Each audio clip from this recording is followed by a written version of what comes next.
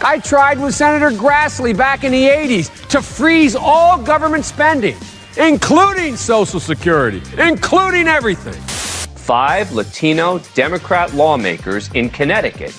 The Eagles are so much better than the Eagles. Both parties stand united in the face of math. Also, John Fetterman rushed to the hospital the other day, possibly of another stroke, but some interesting commentary coming out of his office. And LatinX, the word isn't dead, finally forever. All that and more coming up on this episode of Daily Caller Live. My name is Jobob. Thanks so much for tuning in. Daily Caller Live starts right now. 2, 1. Here we go. That might be the only brown guy on earth named Jobob. That is actually her name, Jobob.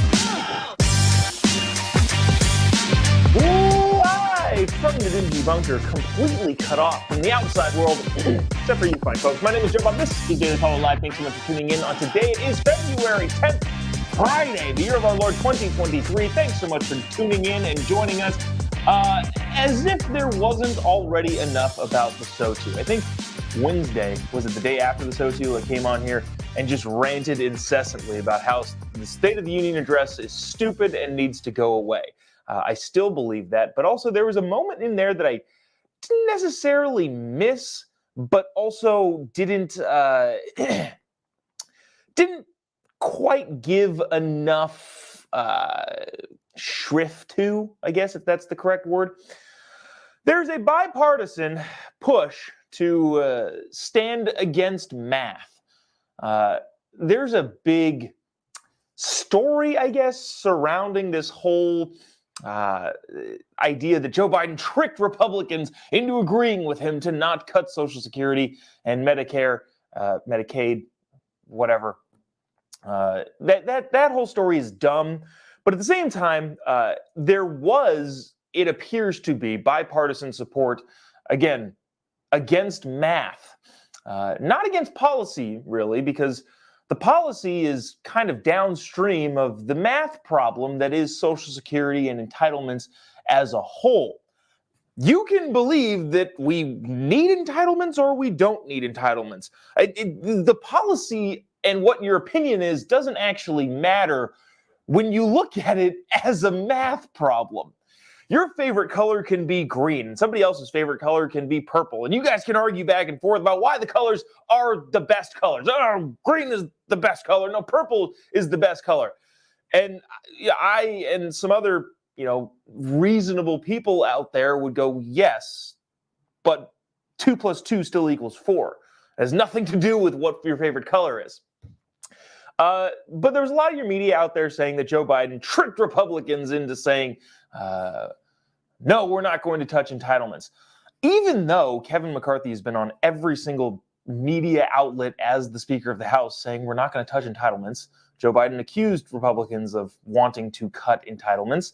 And, well, that argument is what the argument is. Whether or not he tricked Republicans or not, I don't think so. I think it's just kind of a dumb thing as a whole. But the National Review, a conservative, fiscally especially conservative outlet, said the most grotesque bipartisan moment in the State of the Union was when everybody cheered for not touching entitlements. Even though that was he didn't trick them into cheering. They were already saying that, Republicans were. But they, nevertheless, a lot of them still did stand up and cheer. I'm going to play that clip for you right now, and then we're going to discuss the math problem that is Social Security and the problems of not wanting to address that problem at all. Check this out. There's several videos, and you're going to be astonished by some of them. We went back into the archives and dug up some footage of Senator Joe Biden and also some other key figures talking about needing to cut government spending at some level. But anyways, watch this clip. If you haven't already, would appreciate you clicking the little like button, little reaction button, I guess, down here, especially if you're watching on Facebook. Really, really appreciate it. It's right down here. You wouldn't imagine how much it helps us continue the ball rolling each and every day on this show. Also, the little share button that's over here.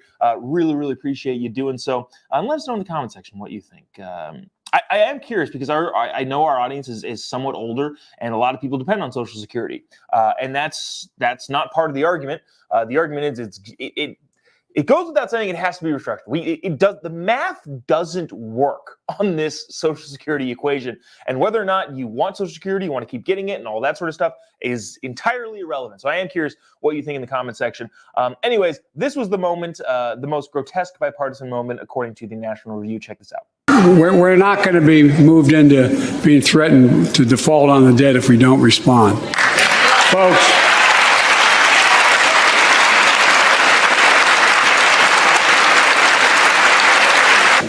as we all apparently agree, Social Security and Medicare is off the books now, right? They're not to be responded. All right.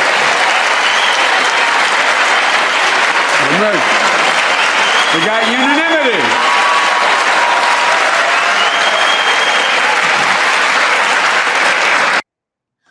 Okay, so that was that. Joe Biden said Social Security and Medicare are off the books, which is an accounting term. I think he meant to say off the chopping block or not in consideration to be cut. Off the books doesn't make sense. But I'm getting caught up on that. Anyways, I'm thinking about a couple comments here too, because some of the comments are kind of interesting. Let's see. Okay, let's get to some of these comments here really quickly. Kevin says Social Security is not an entitlement. We pay into Social Security our entire working life. That is correct. People do pay into Social Security their entire life, but given the fact that it's going to have to be, if it's not, well, it is already severely subsidized by the federal government and the taxpayer and the debt. Because, so I don't know if you know this. So Social Security, imagine like a mutual fund or like a 401k or some sort of retirement fund, a pension fund.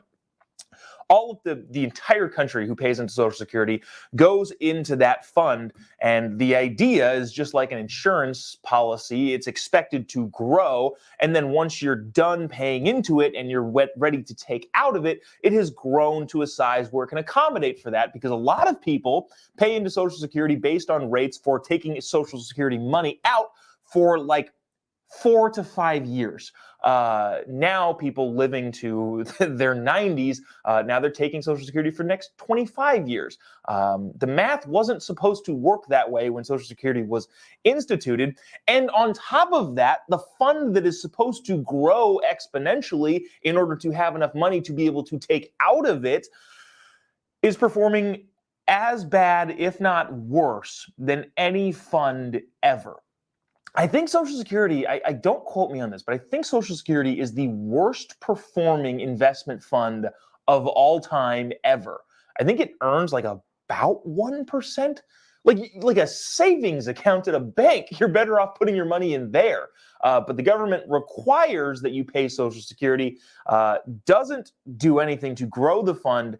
And the math is just not working considering how much longer people are living. I'm not saying it's a knock on people living, but it has to be adjusted or reformed in some way, or else it's not going to collapse. Debbie looks like she agrees and says Medicaid is the entitlement. Yeah, again, with the subsidies that the government is giving, it is a problem. That being said, here are some clips of the current president, Joe Biden. I don't know if you're aware of him. Back in the 90s, I think, talking about he wants to freeze all the government spending because of how poorly, again, the math works out. Watch this one clip of Joe Biden talking about freezing government spending, including Social Security and everything. Check it out. I introduced a balanced budget amendment in 1984. It got nowhere. I'm one of those Democrats who voted for the constitutional amendment to balance the budget. I have introduced on 4 occasions entire plans to balance the budget, knowing I'm not president and I'm not the leader, but for illustrative purposes. I tried with Senator Grassley back in the 80s to freeze all government spending, including Social Security, including everything. Okay, again, not making a point here other than the fact that the math doesn't work, and the then senator from Pennsylvania, Joe Biden, sorry, did I say Pennsylvania? Anyways, he's born in Scranton, Pennsylvania, is what he says all the time. Anyways, the then Senator Joe Biden saying that, acknowledging that the math didn't work then. And guess what? The math doesn't work now either. Here's another clip of the former senator turned president talking about having to restructure the debt because it was a huge problem and balance the budget, which the government has yet to do in 40 years since he's been in public life. Check this out. But it seems to me that we should tell the American people. I look at the polls out there. For example, I want to go on record. I'm up for re-election this year, and I'm going to remind everybody what I did at home, which is going to cost me politically. When I argued that we should freeze federal spending, I meant Social Security as well. I meant Medicare and Medicaid. I meant veterans benefits. I meant every single solitary thing in the government. Wow. Okay. So some of the comments are interesting, and I figured they would be because again, we've got an older audience, and I'm proponent of making sure that all of our it would be good for Americans as a whole to be able to retire and have enough money to do so. But here's some comments like this. Suzanne says, yes, but you only get $600 a month to live off of, and then says, so is the answer for old folks to just work from cradle to grave? No, there's plenty of other options. One, it's not a good idea. And if this is what you've done and you're an elderly person watching this show, I apologize. This is just what I think. It is not a great idea to solely depend on Social Security to be able to get you through your retirement. There should be some other things, and you're more than willing, or you're more than able to invest in other funds, pensions, retirement plans, 401ks, all of those other things that aren't government subsidized to be able to retire on. That is totally within your right to do so. So to say that Social Security is the only way that people are surviving in their retirement is kind of a, hey, maybe we should figure this out 40 years ago when we decided to only base our retirement off of Social Security, a math problem that doesn't work. Let's see. Any more in the comments here that are kind of doing the same thing? And again, I'm not saying that people are solely depending on Social Security, but again, probably not a good idea. How about let's say this. If you are before retirement age right now, don't depend on Social Security. Make sure you're investing in your retirement now before you get to an age where that's the only thing that you have to depend on. And again, I hate to turn this into an age gap war here, but at the same time, effectively, what all those people in Congress are doing, cheering about not touching any of the biggest financial problems we have, is, hey, screw the younger generation, because this is all going to collapse at some point, and it's going to be their problem to deal with. Massive cuts to entitlements / government spending have to come, or taxes have to go way up. There's no other way to figure out the math on this. Anyways, let's see. I'm sure we're not making a lot of people super excited about this. All right, I want to get to this. This is a clip from. A lot of people called this guy a socialist when he was in office, and there are lots of those claims that aren't necessarily wrong. But listen to this younger president talking about Social Security / government spending as a whole in a speech televised when he was in office. Check this out. This is an agreement to invest in our country's future while making the largest annual spending cut in our history. Like any compromise, this required everyone to give ground on issues that were important to them. I certainly did. Some of the cuts we agreed to will be painful. Programs people rely on will be cut back. Needed infrastructure projects will be delayed. And I would not have made these cuts in better circumstances. But we also prevented this important debate from being overtaken by politics and unrelated disagreements on social issues. And beginning to live within our means is the only way to protect the investments that will help America compete for new jobs. Investments in our kids' education and student loans, in clean energy and life-saving medical research. Reducing spending while still investing in the future is just common sense. It's what families do in tough times. They sacrifice where they can, even if it's hard, to afford what's really important. Yeah, so that was Barack Obama saying that, that was Barack Obama saying way back in the day that we've got to figure this whole government thing out. Look, there's a lot of people in the comment section that are quite upset about this, and I understand it. I am not suggesting anything in particular. If that's your take on this, if your take is, well, I can't believe you're saying this and that and this. Look, all I'm saying is that Congress and the country as a whole needs to be adults about this and have a discussion in an open public forum. What we're doing right now is when the president says we're not going to cut any of the biggest financial liabilities that we have. We're not going to touch it at all. All he's effectively saying is we are not adults here and we can't have a conversation about a difficult situation that we all put ourselves into, and we're just going to pass that on to the next generation. So if you're very upset in the comment section, which I'm reading them, a lot of you are, don't blame me. I'm just telling you the math doesn't work out on it. I'm not making any suggestions. All I'm saying is the country needs to sit down collectively and have an open conversation about how we're going to get ourselves out of this mess. And probably, hopefully, not pass a bigger debt burden onto the next generation. So there's that. Yeah, wow. Yeah, a lot of people not super excited about this here. All right, let's see. Let's go to this. All right, here let's pull everybody back together here on this. I have talked about this at length on this show, and finally something is happening about it. The word LatinX. Wait. So I've been saying LatinX because you say Latino, Latina, Latinx. That would make sense if you're talking. But for some freaking reason, even Dan Abrams on this show that I'm about to play you said that it's pronounced LatinX, which is stupid. That's just, okay. I'll leave that. That's a small little personal gripe that I have with the terminology of a dumb word already. But anyways, Latinx, I think now is finally freaking dead. Sarah Huckabee Sanders, the governor of Arkansas, one of her first things to do was ban a lot of the dumb words, including Latinx, from any official state legislature / government.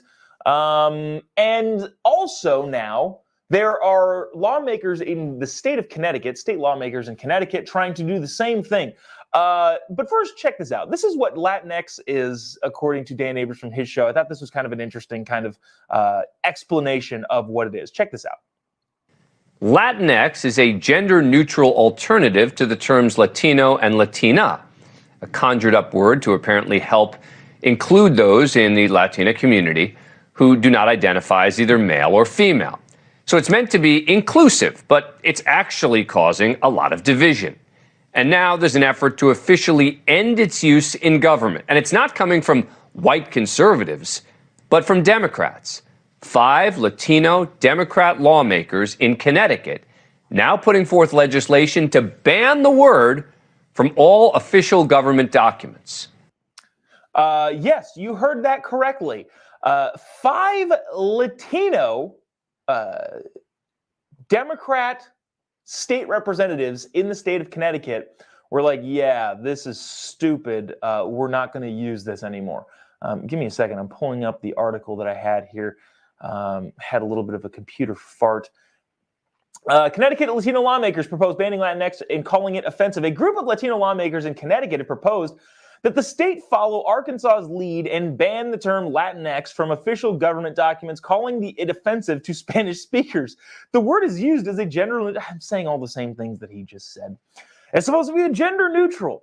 But State Representative Geraldo Reyes of Waterbury says the bill's chief sponsor and one of 5 Hispanic Democrats who put their name on this legislation said that Latinx is not a Spanish word, but rather a woke term that is offensive to Connecticut's large Puerto Rican population.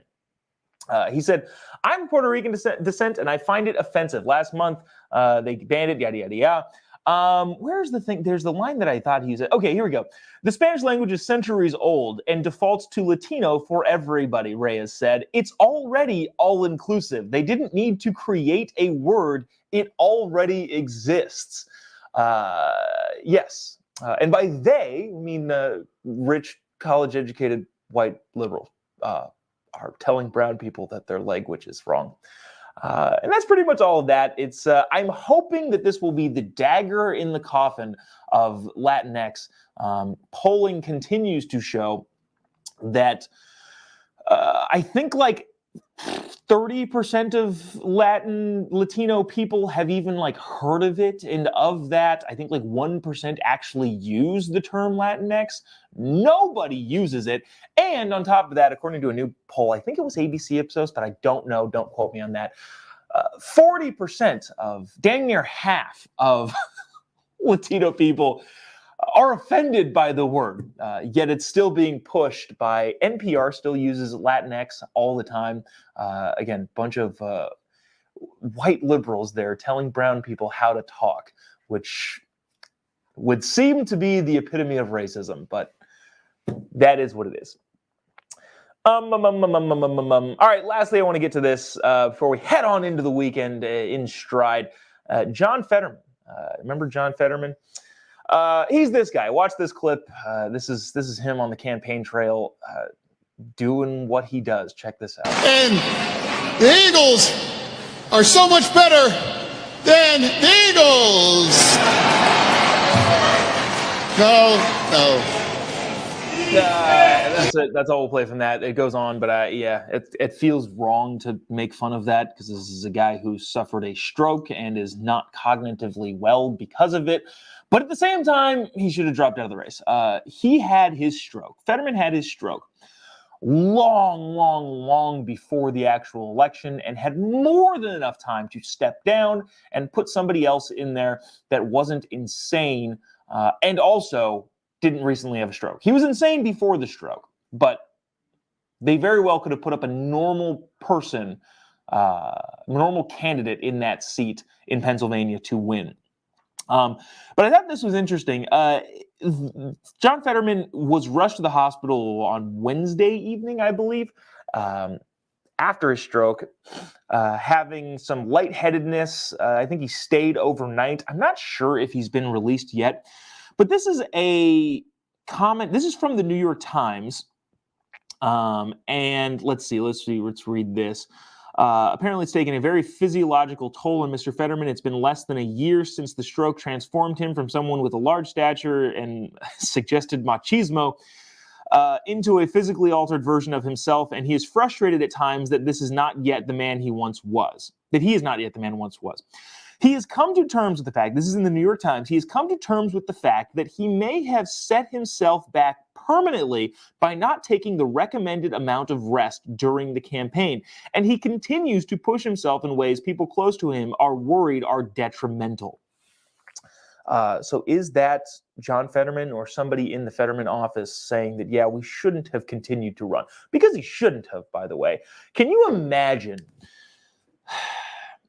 the selfishness / narcissism? When you talk about politics, it's very difficult to differentiate the politicians, and I think there are very, very few of them that are doing it because of the policy and what they think is right, and those of them that are doing it because they want power and fame and attention.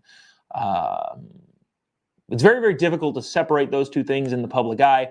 But the one telltale way that you can know that this guy was doing it solely because he's into himself, wants power, and loves attention is the fact that somebody else from Pennsylvania, a Democrat, could have carried his ideals and his beliefs into the Senate. The way the polls were working, remember, the Pennsylvania governor, the Democrat governor in an open seat in Pennsylvania won by like 13 points in Pennsylvania, meaning that Democrat turnout in the midterms in Pennsylvania was freaking huge. And whoever Democrats put up in that Senate seat to run would have beat Dr. Oz. Dr. Oz was a bad candidate. That's why they would have beat him. But John Fetterman decided he wanted to be the guy, despite all of the problems that he had, health and otherwise, he needed to be the guy and then barely squeaked out a win. That is how you know that in his mind, it is not about the policy. It's not about making a difference. It's not about inflicting change, whether or not you agree with that change. It's about freaking him having a big ego, narcissist personality that wants everything to revolve around him and to gather him to attention. And because of the ego on this guy, he believes, potentially, according to the New York Times, that he was permanently damaged by not taking the full amount of rest. I do hope that he recovers. Guy's got young kids. I think that's as difficult as it could possibly be. Yeah, all that is what it is. Anything goes on that over the weekend, we'll bring it to you on Monday. That'll do it for this weekend. Again, if you were sticking around and hanging out with us during the entire conversation on the entitlements/math, that is, again, it's not a jab. Well, maybe it's a little bit of a jab to the previous generation. I don't want to create a generational war here. But look, all I'm saying is you got to have a conversation. You can be as upset as possible. I paid into Social Security and I did this. No, I depend on this money and all that sort of stuff. Okay, that's all fine, and I can sympathize/empathize with that. But at the end of the day, the math has to work. There's no getting around the math not working. You can complain, and again, there's a lot of ways that I sympathize with you. The government should have done a better job. They should have only allowed Social Security to benefit the people that needed it the most, which is what it was entirely intended for. Social Security, by the way, was only intended originally for like 5% of the population. Then it grew to 50, and then now freaking everybody is involved in it, the stupid Ponzi scheme. You can be all irritated about that. I'm right there with you, being as irritated as that. But for me to say, hey, we have to figure out the math problem, it's unfair to be mad and say, no, this is different. No, it's just the math doesn't work. It doesn't matter how mad you get. 2 + 2 does not equal 7. It doesn't work that way. Let's see. Anyways, that'll do it for us today. Thanks so much for tuning in all this week. We'll see you back same time on same place on Monday. If you haven't already, give me a follow on any of your social media accounts. Just type in JOBOB. You'll be able to find me there. We're changing stuff up a little bit here. I think we are going to be moving the podcast, if you listen to the podcast, over to a different thing, because that includes video. So if you listen to the podcast, great. And you will be able to continue to listen, but at a different location. You know what?